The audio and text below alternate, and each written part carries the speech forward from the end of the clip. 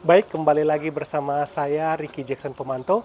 Dan pada saat ini kami CGP pada modul 2.3 dimintakan untuk membuat koneksi antar materi dari modul 2.1 sampai 2.3. Nah, di pembelajaran pada modul 2.1 mengenai pembelajaran untuk memenuhi kebutuhan belajar murid, di sana saya menemukan mengenai pembelajaran berdiferensiasi.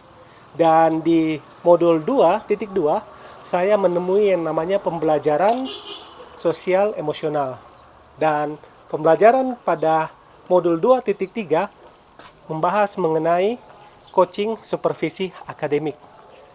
Nah, pengalaman yang menarik dari ketiga materi ini adalah sebelumnya saya merasa bahwa untuk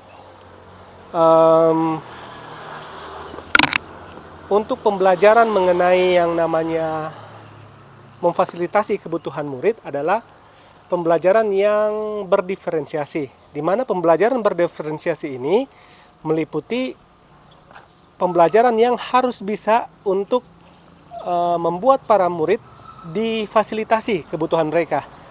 Jadi kalau ada yang misalnya mereka jago di audio, kita bisa membuat pembelajaran itu sesuai dengan kebutuhan mereka, yaitu audio. Begitu juga visual dan juga kinestetik. Pada awalnya saya tidak tahu mengenai pembelajaran ini. Jadi sebelumnya saya menyetarakan semuanya bahwa semuanya harus bisa ujian tertulis. Tidak ada yang kinestetik atau tidak ada yang audio dan lain-lain. Tapi saya mulai berubah ketika mengetahui bahwa saya harus bisa memenuhi kebutuhan para murid saya. Selanjutnya, dulu saya tidak tahu mengenai pembelajaran sosial emosional. Tapi ketika saya pelajari ternyata bahwa pembelajaran sosial emosional itu sangat penting. Ditarik dari beberapa penelitian, di sana ditemukan bahwa ternyata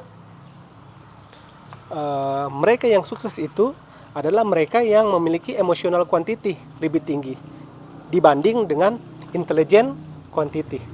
Jadi emosional dan sosial pembelajaran ini sangatlah diperlukan dan saya memasukkannya dalam RPP. Selanjutnya mengenai coaching supervisi akademik ini. Pertama saya tidak mengetahui mengenai coaching ini, tapi setelah saya mempelajari saya bisa mengerti bahwa coaching ini adalah cara untuk memaksimalkan yang namanya potensi dari seseorang tanpa merasa dihakimi. Jadi di sana ada beberapa kompetensi-kompetensi yang diperlukan sebagai seorang coaching. Yang pertama adalah kehadiran penuh, lalu mendengarkan secara aktif, dan juga memberikan pertanyaan yang berbobot. Itu adalah hal-hal yang diperlukan ketika kita melakukan coaching. Dan sangat menarik bahwa orang yang kita coaching ini tidak akan merasa bahwa dirinya sementara dihakimi, tapi justru merasa bahwa wah, ternyata saya punya potensi ini yang bisa saya kembangkan. Itulah yang membuat saya menjadi lebih bersemangat untuk mengikuti program guru penggerak ini karena banyak ilmu yang saya dapatkan. Itu adalah kesimpulan dan refleksi yang saya dapatkan ketika mengikuti modul 2.1, modul 2.2 dan juga modul 2.3. Sekali lagi terima kasih atas penjelasannya yang diberikan baik para PP, fasil dan juga instruktur. Dan tidak lupa juga Badan Guru Penggerak yang selalu memfasilitasi kami supaya para guru dapat menjadi guru-guru yang lebih hebat ke depannya.